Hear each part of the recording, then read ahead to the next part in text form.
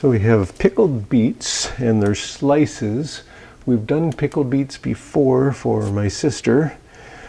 I think they were like crinkle cut. We may have done some slices also. But anyway, so I'm going to cut the lid off, just drain it out some, and then get a pound in each one of these. That smell reminds me of pickled beets. Yeah, so just pickled beets. So I'll drain that out. Okay, so just over a pound. So then I'll just kind of get them into a layer, or as even as possible, I should say. It'd be easier if you're just putting it on the whole tray, because then you could just level them out. But I'm trying to get them pre-frozen ahead of time so that they're ready when it's their turn. And trying to find out how much one of these cans holds to make sure we have what we need when it comes time to use them.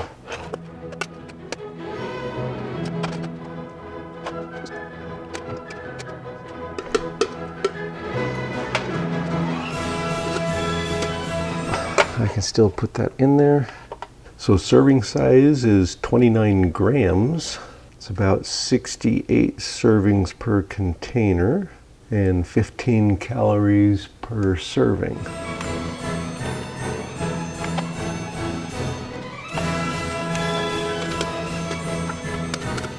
So we're just 1 pound short. Yep. Okay, next when you see them, they'll be pre-frozen and ready to put on the pans. So the freeze dryer is defrosted after the roast beef. And now I'm going to get it set up with the next thing, which is vegetables. And we're doing canned pickled beets. So we'll get the thermometer underneath. And it's had plenty of time to really dry. So I'm not going to bother wiping it out. I can see that there's nothing, no water anywhere. An hour or so, a couple hours ago. So once it started to thaw, I did rotate the rack like this so that anything that was on the top or on any shelf, any water just drained right off a few hours ago.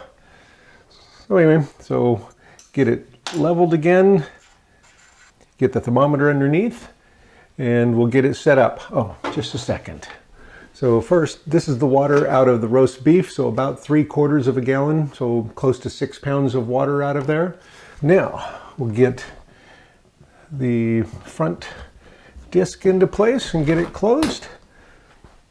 And I'll close the drain valve. All right, so I want to make sure that I see that ring all the way around, and it's not there yet. So I'm missing a little spot there. Okay. And then I'm missing from here to here. Got it. And right in here. So all I'm doing is using my little palette knife and putting it between the seal and the front of the machine and just giving it just a little twist. And it doesn't take much because it's a soft silicone rubber. And so just a little twist, and now I've got the seal ring all the way around. So now I know it won't be leaking air as it starts to freeze. So we'll get it freezing and then get the food on there. I'm going to use customize and start and continue. So it's only 67 degrees in there. As soon as it's down to maybe 20 degrees and dropping, we'll get the food on the trays and get it in. The freeze dryer has been pre-freezing for close to an hour and it's down to 13 degrees. So I'll go get the food, we'll get it on the trays and get it in. Tray 1. And these were pre-weighed in blocks, so I really shouldn't have to weigh them, but it'll give me more information. I don't know where the half ones are. Oh, here we go.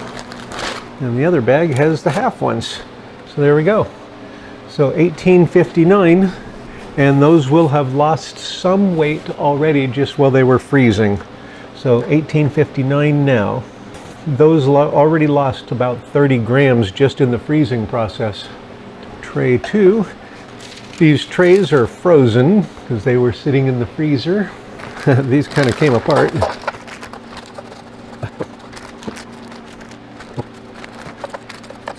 $18.60, $18.59. That'll be as close as I can get. Same as the other one.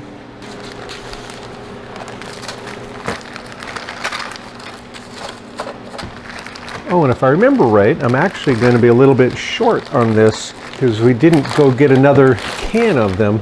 So I am going to be short on these.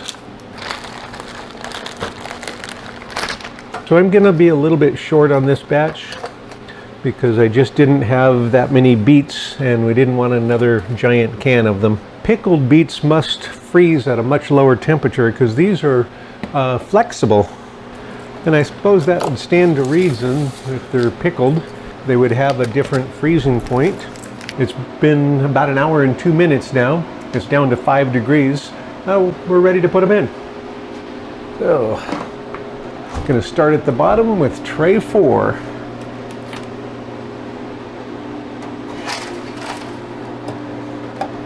And it's showing that they're about 10 degrees still. So even though they seem slightly soft, that must be a function of the fact that they're pickled beets and not because they're warm. And I guess that's not surprising that the freezing temperature would be different for pickled beets versus non-pickled beets. Yeah. And we already have a seal ring all the way around there. So we know that there's no air going past the seal right now, so that's what I want. If the freeze drying is going to start while I'm not here or after I'm going to go to bed, then I'll turn the fan on before that, and I'll turn on the recirculating pump for the filter system. The oil's looking real nice and clean so far. It's only been 10 batches, but since I'm loading the freeze dryer really full most of the time, 10 batches is a decent amount for this pump system. But we have had a few batches that were low water. Even this last one was only 6 pounds. If they're only 6 pounds, this can easily go 20 or 30 loads without changing the filter. It's got 5 more hours for the pre-freeze, and then it'll move into the main dry cycle, which on this machine is 30 hours, or until it thinks it's dry enough. Once it's able to hold the pressure below 500 for an hour while it's heating it, then it jumps the rest of that 30 hours and moves on to the final dry. I've got it set for final dry for 11 hours. So depending on when it finishes, I may add time or subtract time depending on what it looks like. That's got about 2 days. Don't go away. I'll be right back. And we're back. The beets are in the last few minutes of the final dry. We'll get them out, weigh them, and then put them back in. Again, this weight is just to find out what they weigh right now, so then we can compare that to 2 hours from now and find out if they lost any weight. If they lost weight, that means they weren't dry yet and they're still losing weight. That's the only reason we're checking them this way at this time. So if they don't lose any weight, then they were dry now. And we'll write down the time from now as to when they were finished, even though that means they were actually finished sometime in the past that we don't know exactly when. So it's a bit of a compromise.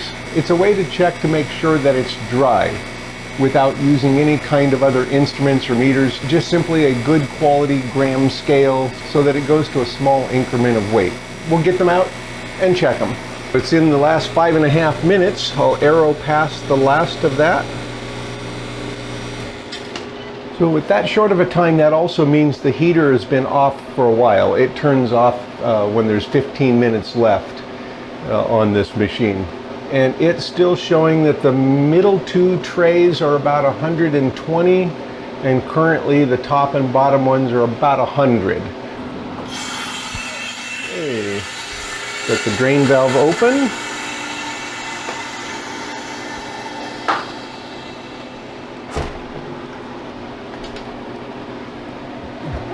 And tray 1. And we're going to swap tray 1 and 2 position and 3 and 4. So the ones on the outside will end up on the inside.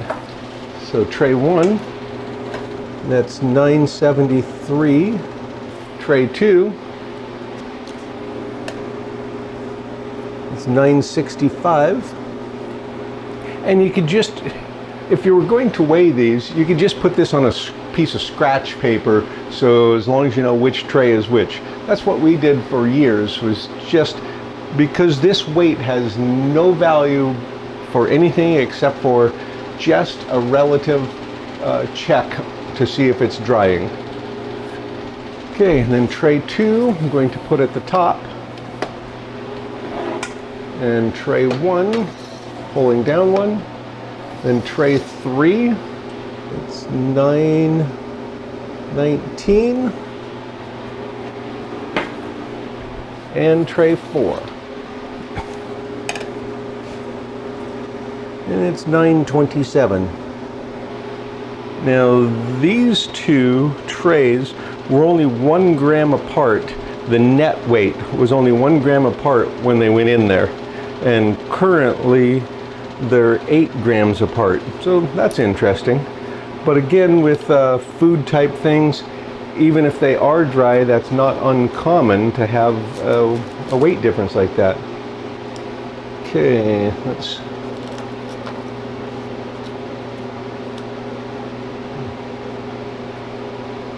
and the fact that I've got them piled up 4 or 5 layers high could end up slowing down the drying. There could be cold spots. Well, so far no cold spots. Nothing that feels damp or cold or anything. But anyway, there could be inside there still. So that's why we put them back in and check them. They feel perfectly done. But it is interesting that they're 8 grams apart now when they were only 1. Okay, so this one's going back up. And 4, I'm putting up 1. And then this one will come down 1. All right.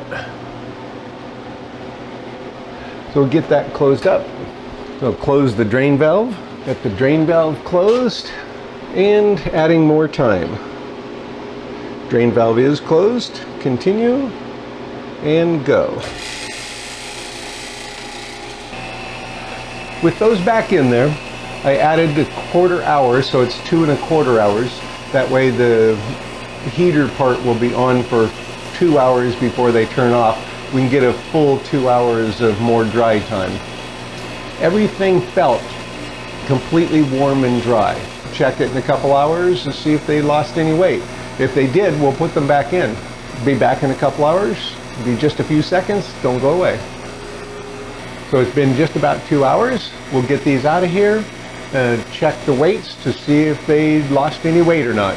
If they didn't lose any weight, then they're ready to bag. So let's check them. So arrow past the last of it. We'll open the drain valve.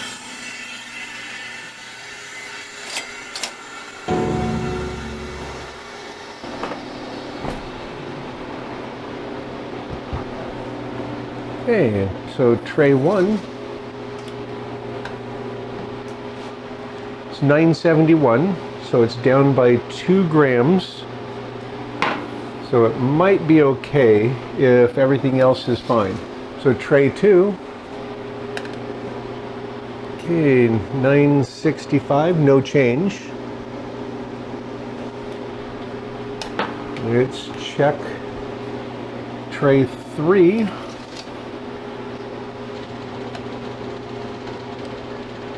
919, no change.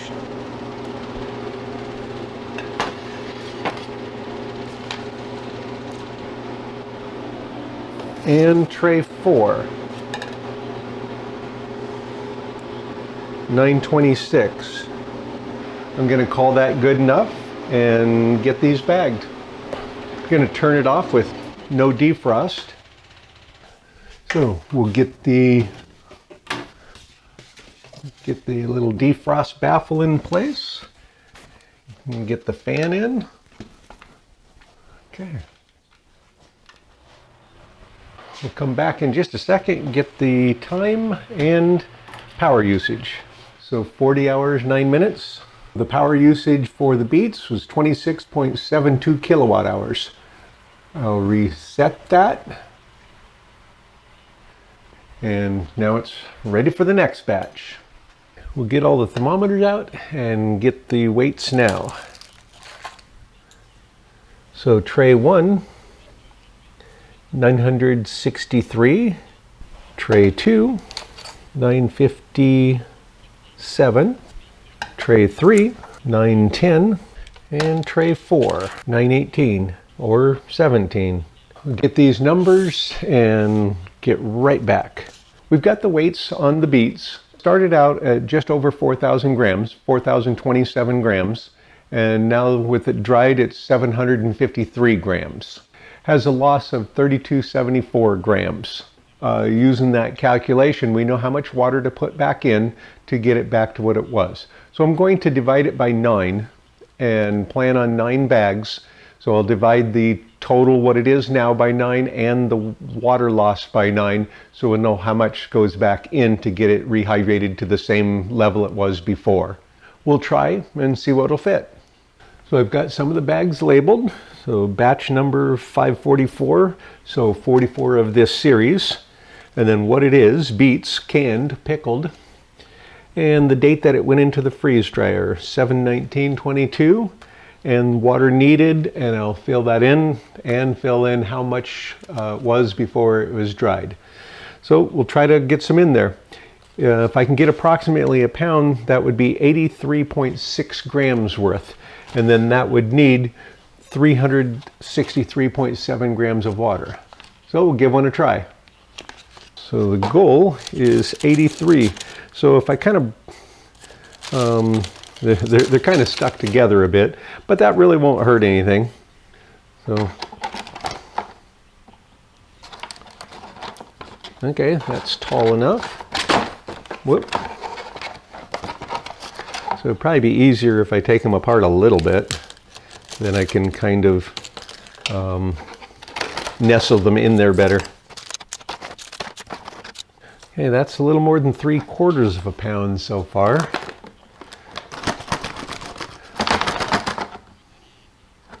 Yeah, I'm not sure I can get enough to get to the whole pound.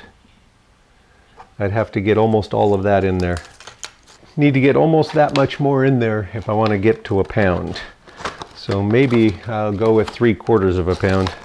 And maybe if I separate them more, it would work out better. So that's almost exactly 3/4 of a pound. So I'll put 3/4 and the water needed. And once again, I have a mix of types of measurements. So before it was dried, this would have been 3/4 of a pound, and it needs 278 grams of water to get it back to about the same hydration level.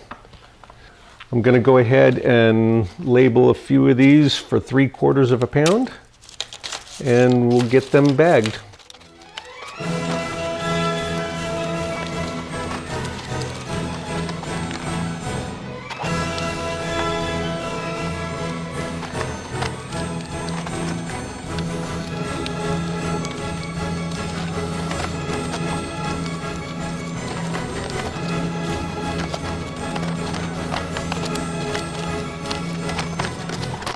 And this one I haven't labeled the bag for how much is in it, so that'll give me flexibility in case this one's a little heavier.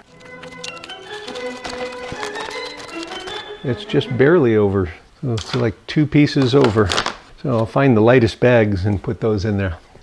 So the pickles are all bagged. They're in 12 1-quart bags, have 3/4 of a pound in each bag. And when I say 3/4 of a pound, I'm referring to 3/4 of a pound when it was still wet. Now it's about 62.7 grams. So just about 63 grams for each bag. And then it needs 278 grams of water to bring it back to the 3/4 a pound. When I label these, I usually put somewhere on here what the original weight was. And I refer to this as a 3/4 pound bag, even though it's nowhere near 3/4 of a pound now. It was 3/4 of a pound before I freeze dried it. So I'm going to use 300 cc oxygen absorbers. So we'll get one in each one of them and then zipper them shut. Oh, and here goes that again. Look how fast that goes. I haven't even taken it out of the bag. Those are fabulous. You just kind of tuck them down alongside so they don't end up in the seal area. 3, 4, 5, 6, 7, 8, 9, 10. Oh, wow. Okay. Have to double check every one of them. That bag, that pouch came with 11 of them, which is annoying as can be, but that's why I count them to make sure that I don't miss one, and if there's an extra, I can make sure that it's there. Zipper them shut, and you can push out any extra air that you can. Zippering them shut is no substitute for heat sealing, but I do like to get them zippered shut right away because it does slow down the air transfer. These zippers are actually pretty good. Okay, and then I need one more for that one. And I'm not going to take any of the others out and count them, but I am labeling it that there's 9 left.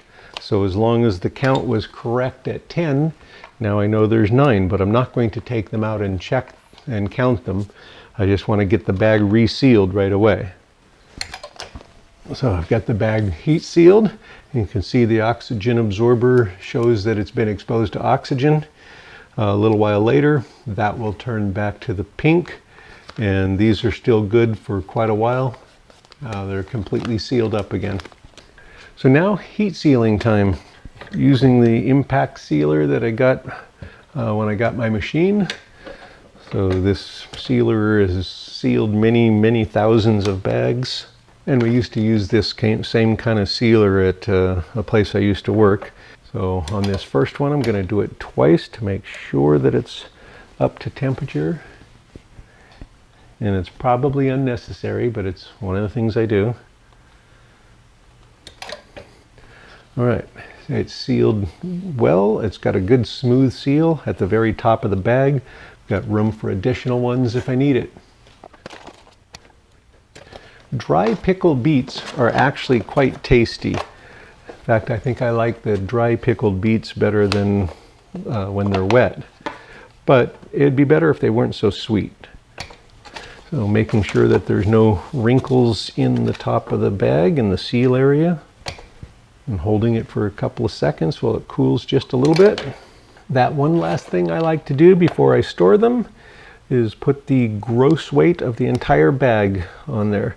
So 86 grams. Now I have that on the bottom corner of the bag. If the bag ever starts letting water in, I'll know right away because it'll start getting heavier. One thing to consider is that the bags are not solid. We think of the bags as solid. It'd be better to think of it as like an open weave net. So think of it as a net, and it can hold certain size things. So if your weave is, let's say it's got a 2-inch hole in it. You put baseballs in there, they're not going to fall out. You put basketballs in there, they're not going to fall out. You put golf balls in there, they're going to go right through. That's the same with these bags. These bags are very tight, and so some things can go through and a lot of things can't. So the bigger molecules can't go through, but some of the oxygen molecules and water vapors will go through this bag eventually. It's a very small amount over a long period of time, but it is going through. So you need to take that into account. And that's why I think an oxygen absorber is an important piece. Even if I were to vacuum the bags, I would still add an oxygen absorber because I know that oxygen is going to be going through that bag forever. And I'm trying to capture it if it gets in there. So the canned pickled beets are all bagged, 12 1-quart bags. That was 9 pounds. And that's when I realized that I should always do 9 pounds. If I'm going to weigh in pounds instead of grams, I should do 9 pounds because 9 pounds is evenly divisible by 1 for 1 pound each, and 3/4, you get 12, and of course half and quarter. 9 is the perfect number of pounds to freeze dry per batch if you're working in pounds. Otherwise, if you're going in grams, go with 4,000 grams. It's a nice load. You can go with 5,000, but then it really overloads the freeze dryer. But 4,000 is really nice. It's almost the same as 9 pounds, and you could even just round it off and call it 9 pounds for bagging purposes if you want to bag in pounds. Anyway, 9 pounds is the number. Though for this series, I'm going to still stick with 10 pounds. But for bagging. This worked out so great. So we'll get these in the bin, and as soon as the freeze dryer is defrosted, we'll get the next batch in there, which is going to be fruit again. And I had scheduled strawberry cubes, so I'm going to change that up a little bit and have 4 pounds of pineapple cubes, canned pineapple cubes, and then the other 6 pounds will be the strawberries. But that way I'll be able to use 4 pounds of strawberries for another project coming up and get some pineapple in there. They're pretty big cubes. Canned does seem to go faster than fresh or frozen, but it still takes a while. So we'll get these in the bin and move on to that. Got the sliced beef in there, and they've vacuumed themselves down a bit, and they're looking real good. Yeehaw! And now we'll add the beets. So kind of looking for any low spots that these can nestle into to help keep the layer even. So now the pickled beets are in there. As soon as the freeze dryer is defrosted, we'll get on to the next thing.